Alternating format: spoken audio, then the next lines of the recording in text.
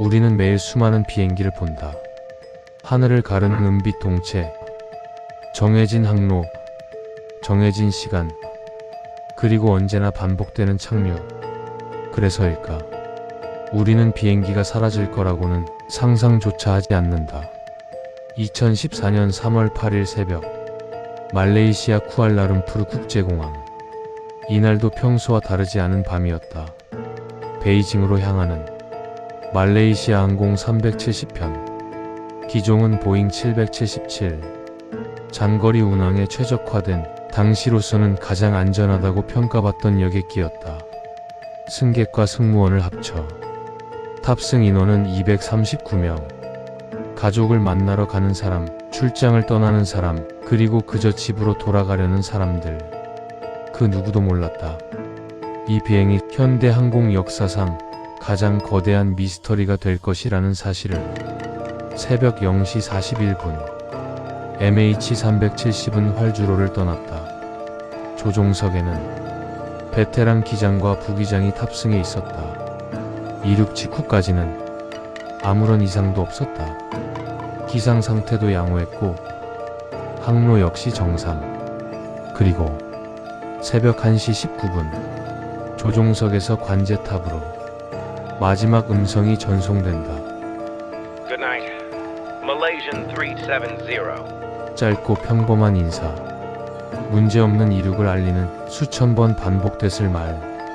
그것이 인류가 MH370으로부터 들은 마지막 직접적인 메시지였다.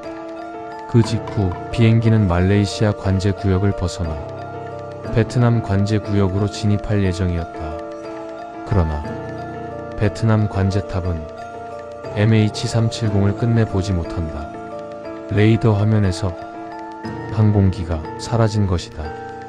처음에는 단순한 통신 오류로 여겨졌다. 항공기 간 통신 지연은 드물지 않은 일이었기 때문이다. 하지만 시간이 지나도 MH370은 응답하지 않았다. 트랜스폰더 신호가 완전히 끊겼고 민간 레이더에서도 더 이상 포착되지 않았다. 문제는 여기서 끝이 아니었다. 군사 레이더 기록에는 이 여객기가 예상 항로를 벗어나 급격히 방향을 틀어 서쪽으로 비행한 흔적이 남아 있었다. 마치 누군가 의도적으로 비행기의 방향을 바꾼 것처럼.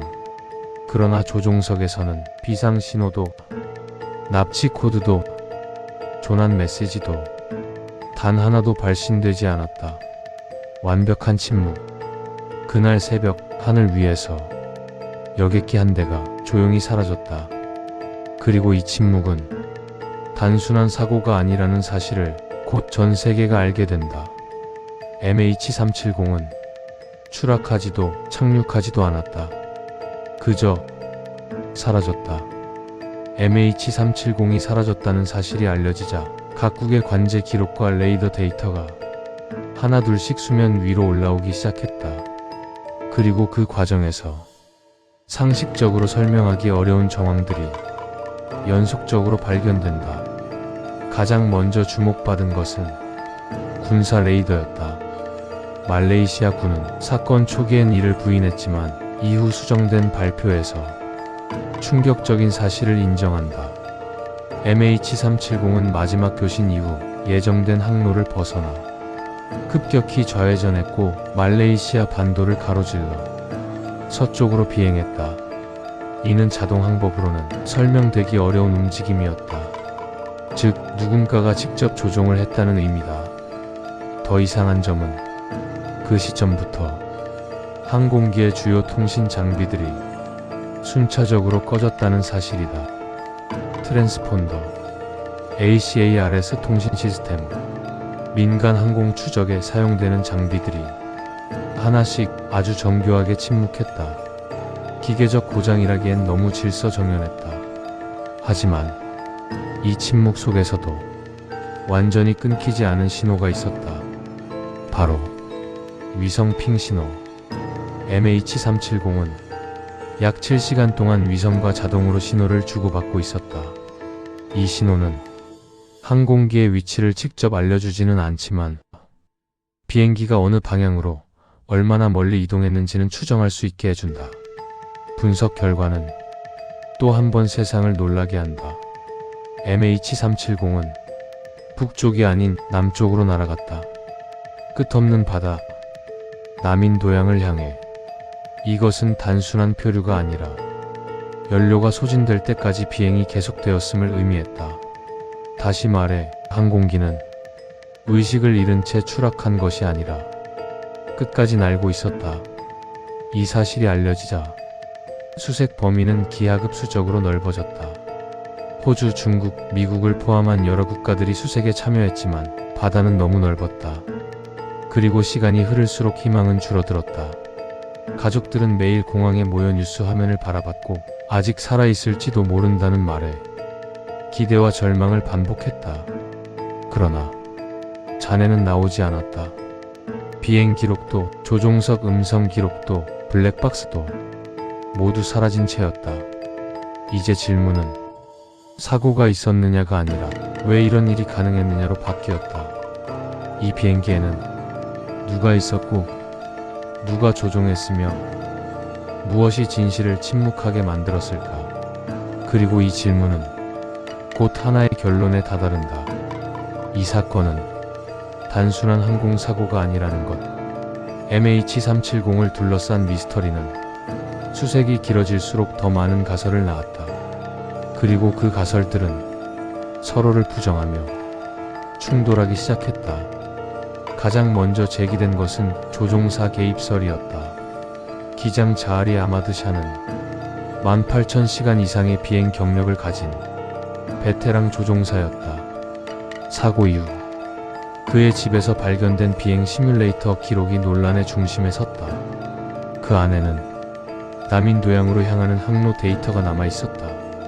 우연일까? 아니면 연습이었을까?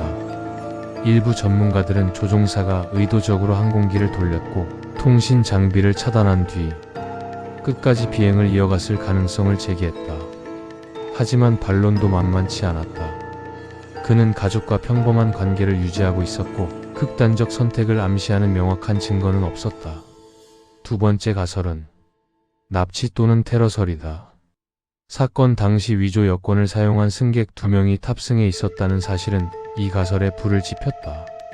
그러나 조사 결과 이들은 단순히 유럽으로 이주하려던 불법 이민자였고 테러 조직과의 연관성은 발견되지 않았다. 또 다른 가설은 기내 급격 감압 사고였다. 만약 기내 압력이 갑작스럽게 무너졌다면 승무원과 승객들은 의식을 잃고 항공기는 자동 조종 상태로 비행을 계속했을 가능성이 있다. 이 경우 남쪽으로 향한 비행은 우연의 결과가 된다. 하지만 이 가설 역시 완벽하지 않았다. 급격 감압 상황에서는 비상 신호가 자동으로 발신되는 경우가 많기 때문이다. 마지막으로 등장한 것은 음모론이었다. 군사 실험, 기밀 화물, 심지어 외계 개입설까지. 이 가설들은 공식 발표의 빈틈을 파고들며 인터넷을 통해 급속도로 확산됐다. 하지만 문제는 어떤 가설도 결정적인 증거를 제시하지 못했다는 점이다. 서로를 부정하는 이야기들 속에서 진실은 점점 더 멀어져 갔다. 그리고 가장 큰 의문은 여전히 남아 있었다. 왜 비행기는 단 한 번도 도움을 요청하지 않았을까? 왜 누구도 무언가를 남기지 않았을까? MH370은 사고가 아니라 선택이었을까? 아니면 인류가 아직 이해하지 못한 무언가였을까? 시간은 모든 것을 밝혀줄 것처럼 보이지만 어떤 사건 앞에서는 오히려 더 많은 침묵만을 남긴다. MH370 역시 그랬다. 사건 발생 후 1년이 지나서야 아프리카 동부 해안에서 비행기 잔해로 추정되는 파편들이 하나둘 발견되기 시작했다. 날개 일부 기체 조각, 그리고 바다에 깎인 흔적들. 조사는 이 잔해들이 MH370에서 나온 것이 맞다는 결론에 도달한다. 하지만 그것으로 모든 것이 해결되지는 않았다. 기체의 본체는 여전히 발견되지 않았고 블랙박스 역시 바다 어딘가에 남아 있었다. 수색은 역사상 가장 광범위하고 가장 비싼 항공 수색이 되었지만 결국 중단되었다.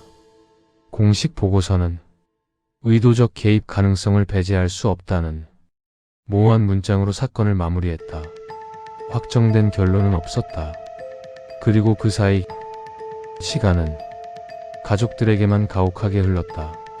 공항에서 기다리던 얼굴들은 점점 사라졌고 뉴스의 헤드라인도 다른 사건들로 대체됐다. 하지만 누군가에게 MH370은 과거의 사건이 아니라 끝나지 않은 현재였다.